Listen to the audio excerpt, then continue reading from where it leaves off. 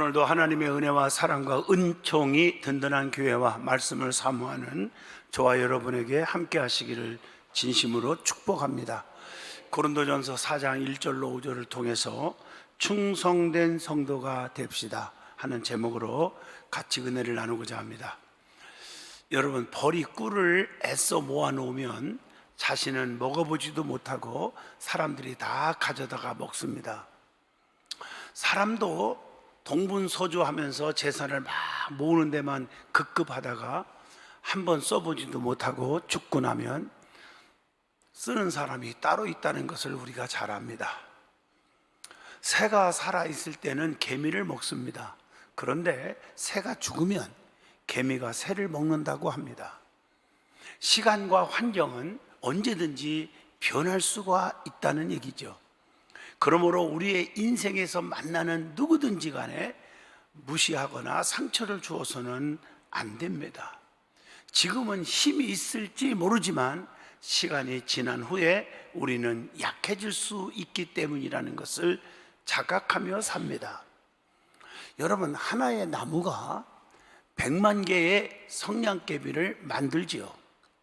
그러나 100만 개의 나무를 태우는 데는 성냥 한 개비로도 충분하기에 우리는 이 땅에 살면서 이 원리를 보면서 크다고 자만하지 말아야 한다는 얘기입니다. 그렇기 때문에 우리는 오늘도 내가 건강함에 감사하고, 오늘도 내가 숨을 쉴 수 있음에 감사하고, 오늘 내가 누군가를 만날 수 있어서 감사할 줄 아셔야 합니다. 이렇게 감사가 넘치다 보면 우리의 삶도 저절로 행복해지는 것입니다. 불평, 원망, 짜증, 비판적인 사람들 한번 얼굴을 보십시오. 행복이 없습니다. 하나님 감사합니다. 모든 게 그저 감사. 이게 행복을 가져다주는 지름길이 아닐까요? 하나님은 성도들을 너무 사랑합니다. 그래서 우리에게 날마다 건강, 물질, 지혜 다 주시기를 원하시고, 특별히 우리에게 엄청난 하나님이 주시는 상을 주시기를 원합니다. 그래서 그 상받게 하기 위해서 우리에게 주신 것이 있는데, 그게 바로 사명이라는 것입니다. 그 사명을 잘 감당할 수 있도록 약한 자에게는 강하게, 미련한 자에게는 지혜를, 눈먼 자에게는 보게 함을, 걷지 못하는 자에게는 걷게 함을, 가난한 자에게는 부함을, 병든 자에게는 치료함을, 죽을 자는 살려주셔서 하나님의 일을, 사명을 감당케 하시는 것입니다. 하나님의 엄청난 축복과 엄청난 은혜를 안다면 우리는 맡겨진 사명을 감당하기 위해서 최선을 다하고 충성을 다해야 합니다. 그래서 오늘 본문 말씀에 특별히 고린도전서 4장 2절에 맡은 자들에게, 즉 사명 가진 자들에게 구할 것은 충성이니라.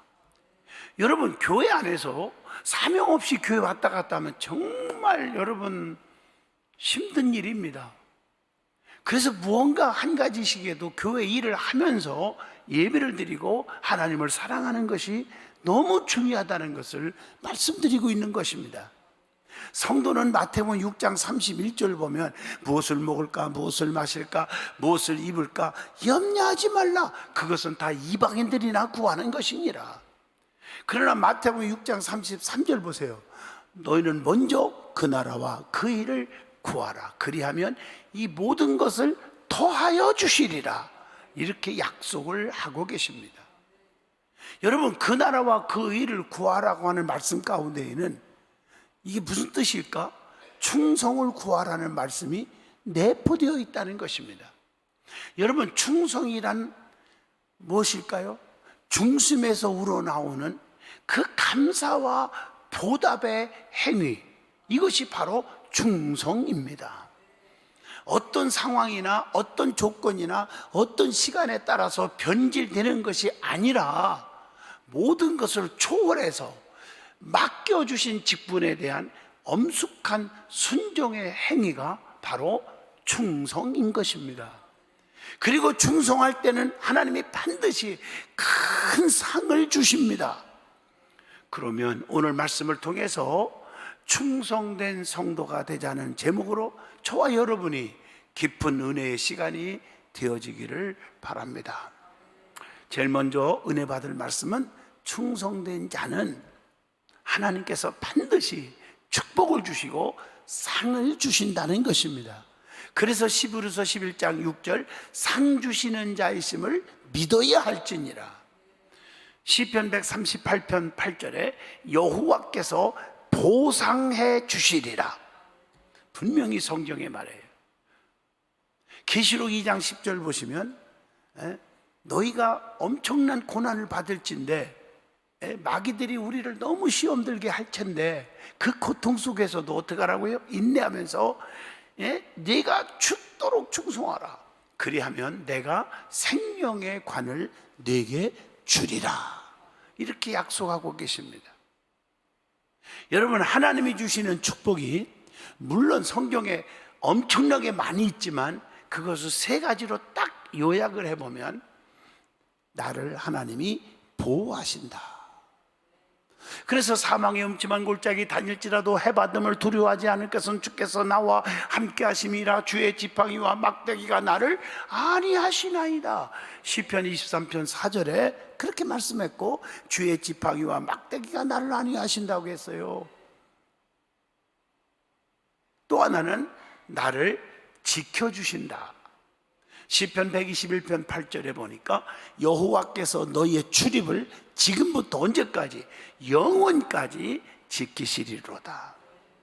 사드락과 메섹과 아벳느고 7배나 뜨거운 불 속에서도 머리털 하나 다치지 않게 지켜줬어요. 다니엘은요 사자굴 속에서도 발톱 하나 상하지 않도록 하나님이 지켜주셨습니다. 또 하나는 우리를 인도해 주신다. 그러니까 어디 있든지 하나님은 의의 길로 인도하시는 분이에요. 시편 23편 3절 내 영혼을 소생시키시고 자기 이름을 위하여 의의 길로 인도하시는도다. 이렇게 말하고 있어요. 그래서 우리를 마음의 소원을 이루어 주시는 하나님. 시편 20편 4절에 네 마음의 소원대로 허락하시고 네 모든 계획을 이루어 주시기를 원하노라. 이렇게 말하고 있어요. 그래서 하나님이 우리를 보호하시고 인도하시고 지켜준다고 세 가지로 요약했는데 이스라엘 백성들을 보세요. 밤에는 불기둥으로 낮에는 구름기둥으로 보호하시고 인도하시고 지켜주잖아요. 출애굽기 13장 21절 말씀입니다. 또 하나는 충성된 자에게 하나님은 어떤 상을 주시고 어떤 축복을 주시냐는 것입니다. 하나님으로부터 귀히 여김을 받는 축복을 주십니다. 요한복음 12장 26절입니다. 또 하나님께 기뻐하심을 받게 된다. 로마서 14장 18절. 또 로마서 14장 18절 쭉 읽어보면 사람들에게도 인정을 받는 축복을 주신다는 거예요. 그리고 더 큰 일을 맡겨주신다는 거예요. 마태복음 25장 23절 보면 착하고 충성된 종아, 그러면서 그 열심히 일한 만큼 너에게 더 많은 것을 맡기리니 내 주인의 즐거움에 참여할지어다. 이렇게 말하고 있습니다. 일한 만큼 상을 주시는 하나님. 고린도전서 3장 7절로 8절, 시편 128편 2절 네가 내 손이 수고한 대로 먹을 것이라 네가 복되고 형통하리로다. 이렇게 말하고 있습니다. 주인의 즐거움에 참여하게 하기도 하고 마태복음 25장 23절에 천국에서도 제일 큰 자로 여겨주신다. 마태복음 25장 21절 말씀입니다. 또 영광의 면류관까지도 주신다는 거예요. 베드로전서 5장 4절입니다. 또 생명의 면류관을 주신다. 계시록 2장 10절. 끝까지 견디면서 충성하면 어떤 축복이 올까요? 인내하면 구원의 축복이 와요. 마태복음 24장 13절 보면 그러나 끝까지 견디는 자는 구원을 얻으리로다. 이렇게 말하고 있어요. 두 번째 우리에게 주시는 은혜가 뭘까? 충성된 자는 올바른 자세가 반드시 필요하다는 것입니다. 마땅히 그리스도의 일꾼이요 하나님의 비밀을 맡은 자로 여겨야 하는 겁니다. 본문 고린도전서 4장 1절의 말씀입니다. 자, 일꾼은 누굽니까? 종의 자사로 일하는 게 일꾼입니다. 종은 자기 공로가 있어서는 안 돼요. 종은 자기 주관, 자기의 지식, 자기의 방법, 자기의 생각으로 일해서는 안 됩니다. 오직 주인이 시키는 대로만 하는 것이 종입니다. 그리고 종은 지체 없이 일을 하는 거예요. 마가복음 11장 3절 말씀입니다. 종은 맡겨진 대로만 일을 해야 됩니다. 내 마음대로 하면 안 돼요. 마가복음 13장 34절.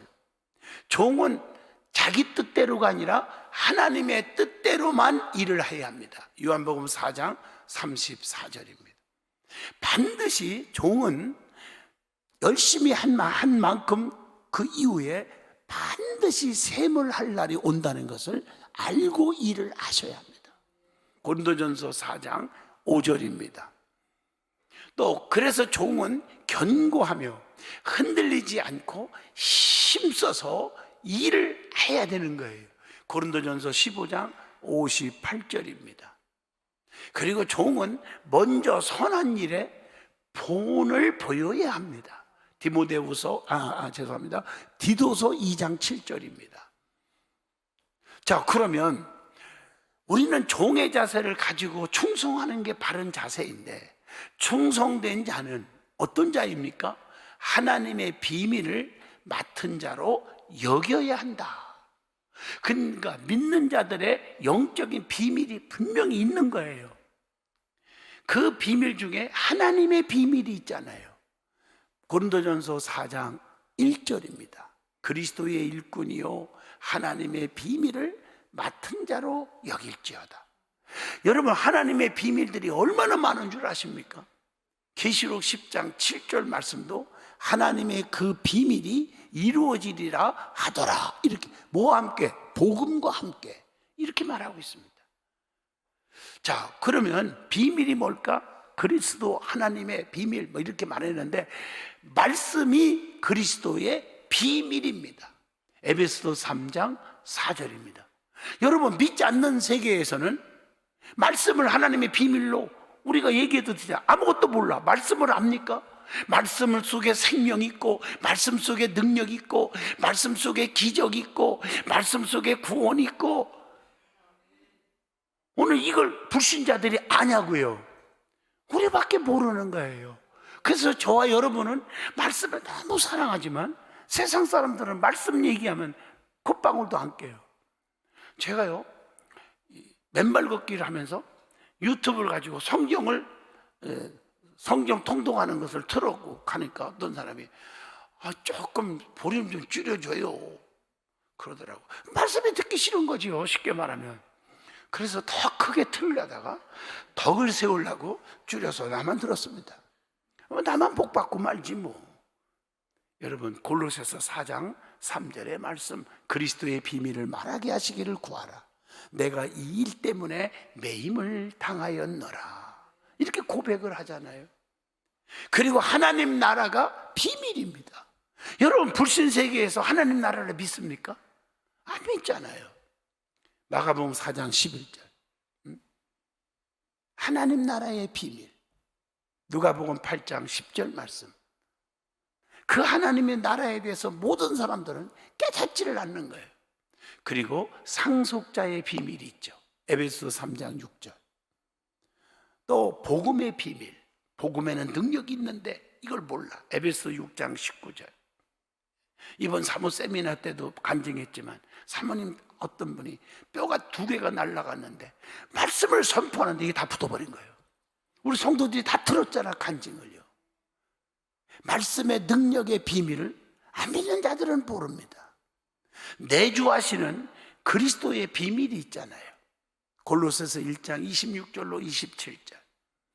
또 천국의 비밀. 만약에 여러분, 제가 천국이 안 믿어진다면 저 목사 안 합니다. 교회 나올 이유도 없습니다. 천국이 확실히 믿어지니까 나오는 거예요. 지옥이 확실히 믿어지니까 지옥 가는 영혼들을 구원하려고. 그게 사람이잖아요. 펄펄 끓는 유황불보다 더 뜨거운 지옥불에서 고통받을 사람들이 눈에 보이는데 어떻게 그들에게 복음을 전하지 않을 수 있습니까? 그건 사람이 아니잖아요. 마태복음 13장 11절 꼭 기억하시기를 바라요. 그리고 하나님의 때를 알게 하시는 비밀이 있어요. 전도서 3장 17절입니다. 오늘 여러분들이 아셔야 됩니다. 부활의 비밀이 있다는 거. 고린도전서 15장 51절로 52절.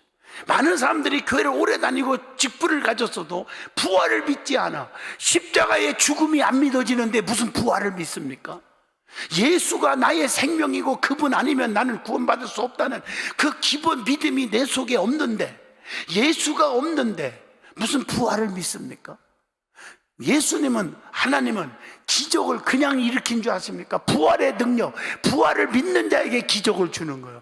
죽은 나사로가 무덤에서 장례치러서 썩었지만 예수님이 뭐라고 한 자를 그냥 살려준 게 아니에요.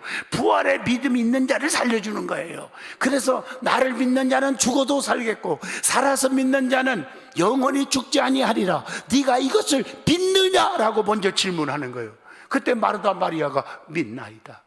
그때 나사로야 일어나라. 죽은 자가 살아나온 줄로 믿습니다. 우리 주님 오시는 날 먼저 믿다가 가신 분들이 부활되고 우리도 하늘로 올라갈 텐데, 부활의 믿음이 있는 자만 올라가는 것이지 다 올라가는 것이 아니라는 사실입니다. 그리고 두 번째는 맡은 자들의 구할 것은 오직 충성이니라. 고린도전서 4장 2절의 말씀입니다. 교회는 항상 세 가지 종류의 사람이 있어요. 제가 이거 하나하나 설명하면 너무 좋겠지만 시간이 그렇게 많지가 않아요. 여러분들이 지혜로 해석하기를 바랍니다. 나는 어떤 종류의 신자인가? 셋 중에 하나. 억지로 교회 온 자가 있고, 와주는 자가 있어, 체면 때려서. 그 다음에 은혜를 간절히 사모하고 구원의 감격 속에서 나오는 자가 있다. 여러분 어떤 자입니까? 또 헌신도 안 하는 자가 있고, 헌신을 못 하는 자가 있고, 열심히 헌신하는 자가 있습니다. 여러분은 어떤 자입니까? 철따라 날아다니는 철새 신자가 있고, 그냥 기회주의자, 박주신자가 있고, 그냥 세상 말에 귀를 기울이지 않고 시험 들지 않고 창공을 향해 올라가는 독수리 신자가 있어요. 나는 어떤 신자입니까? 남을 해치고 물고뜯고 불평하는 거미 신자가 있고, 열심히 일을 하는데 자기만 위해서 살아가는 개미 신자가 있고, 남에게 유익을 주는 꿀벌 신자가 있습니다. 나는 어떤 신자입니까? 교회 안에도 구경꾼 신자가 있고, 말로만 앞세우고 열매가 없는 말꾼 신자가 있고, 열심히 일하는 일꾼 신자가 있는데 나는 어떤 신자입니까? 무엇을 하는가 보자. 이건 구경꾼 신자라고 말합니다. 누가복음 23장 35절. 무엇을 하더라. 말 떠드는 말꾼 신자. 갈라디아서 4장 17절. 무엇을 내가 했습니다, 했노라, 확신합니다 라고 하는 일꾼 신자가 있습니다. 마태복음 26장 6절로 7절입니다. 제가 부흥회 가면서 성도들에게 물어봅니다. 우리는 세 가지가 있습니다. 구경꾼 신자 있고, 말꾼 신자가 있고, 일꾼 신자 있는데 여러분은 무슨 신자입니까? 하면 거의 99.99%가 큰 소리로 일꾼입니다. 그래서 내가 여기서 일꾼이라고 소리 지르는 사람들은 99.99%가 다 말꾼입니다 이렇게 말했어요. 일꾼이 아닌데 일꾼이라고 했으니 말꾼이다 이 말이죠. 그리고 충성스러운 자는 결단, 다짐이 필요합니다. 항상 진실과 사랑과 의로움으로 그래서 살아가야 되는 거예요. 창세기 39장 23절. 항상 겸손해야 돼요. 그래야 사람이 따라요. 출애굽기 3장 11절. 여러분 교회 안에서 성도들 보세요. 누구든지 야 저 사람은 존경해, 저 사람은 사랑해, 사람들 저 사람하고 교제하고 싶어 막 따르는 사람 있는가 하면 몇 분만 좀 좋아하고 끼리끼리, 나머지는 사람들이 등을 돌리는 사람도 있지 않습니까? 그런데 본인이 그걸 또 모르고 살아가는 성도들도 있어요. 안 됩니다. 겸손할 때 사람이 따라요. 이걸 아셔야 돼요. 또 항상 지혜롭게 살아야 한다. 마태복음 24장 45절로 47절까지입니다. 그리고 항상 성령 충만하여야 합니다. 사도행전 6장 3절입니다. 사람들에게도 인정받는 자가 되라는 거예요. 그러면 하나님께서 충성된 자에게 주시는 축복들이 있어요. 그게 뭘까? 자, 충성된 자에게 직분을 주셔서 상을 받게 하신다. 이게 축복이에요. 또 충성된 자에게 많은 이것저것 그냥 부족함이 없는 축복을 주신다.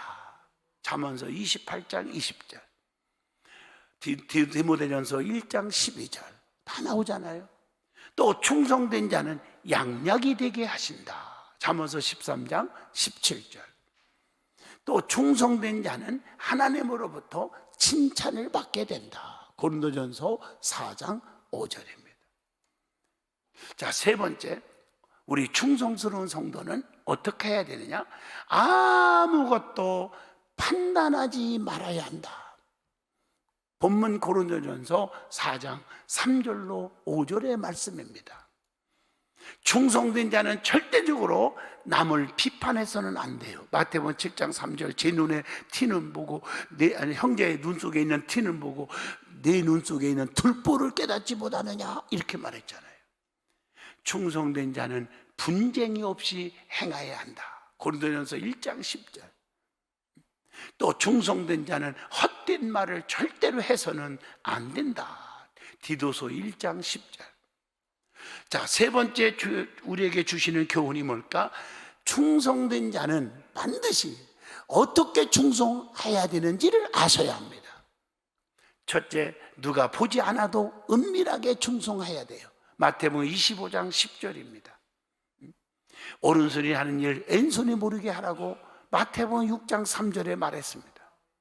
그리고 하나님의 눈은요, 충성된 자를 모두 살펴보시고 하나님과 함께 거하게 하시는 축복을 주신다는 거예요. 시편 101편 6절입니다. 예수님은요, 나다나엘을 빌립이 부르기 전에 무화과나무 아래 있을 때 보고 계셨다, 이런 말씀이 나와요. 요한복음 1장 48절에. 하나님은요, 다 보고 계신다, 다 알고 계신다는 거예요.